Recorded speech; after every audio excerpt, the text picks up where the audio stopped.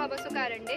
आपण सध्या केवीके मध्ये आहोत आणि हा मिरचीचा प्लॉट आहे. मिरचीची ही व्हरायटी आहे ती 21 व्हरायटी अंकुरची आहे आणि पलीकडे जी बघतोय ती आहे 2055, ती पण अंकुरचीच व्हरायटी आहे आणि ह्या केवीकेने मॅनेज केलेला प्लॉट आहे. आता ह्या मिरचीचं एकरी उत्पादन 16 टनापासून ते 30 टन इथपर्यंत जातं आणि 2.5 महिन्यापासून उत्पादन सुरू होतं ते 8 महिन्यापर्यंत चालतं. ही कमी तिखट मिरची आहे, त्यामुळं शहराच्या ठिकाणी किंवा तळणीच्या पर्पजसाठी, हॉटेल पर्पजसाठी जास्त चालते. आणि त्या मिरची शेजारी आपण आहे ना झेंडूची लागवड केली. झेंडूची लागवड करणे कशासाठी केली तर निमॅटोडचा अटॅक मिरचीवरती कमी व्हावा म्हणून केले, कारण ह्याच्या फ्रुट्समध्ये अल्कलॉइड प्रेझेंट असतं, त्यामुळे जो अटॅक मिरचीवरती होणार आहे निमॅटोडचा तो होत नाही.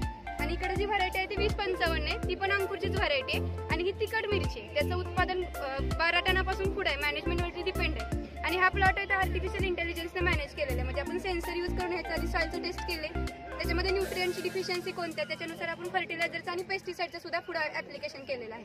धन्यवाद. मॅडम, याची लागण वगैरे जे आहे त्याचं स्पेसिफिक अंतर किती आहे? इथं आता प्लांट टू प्लांट स्पेसिंग आहे ते 2 फूट ठेवलंय आपण आणि रो टू रो स्पेसिंग आहे ते 4 ते 5 फुटापर्यंत ठेवू शकतो.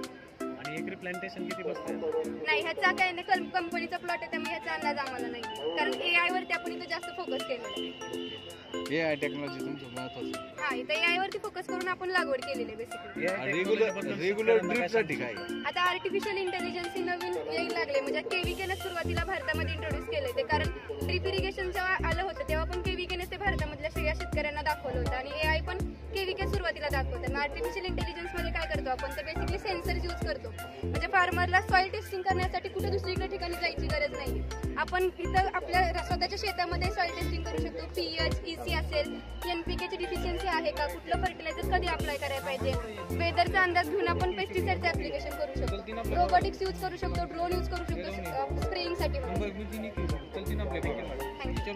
थँक्यू.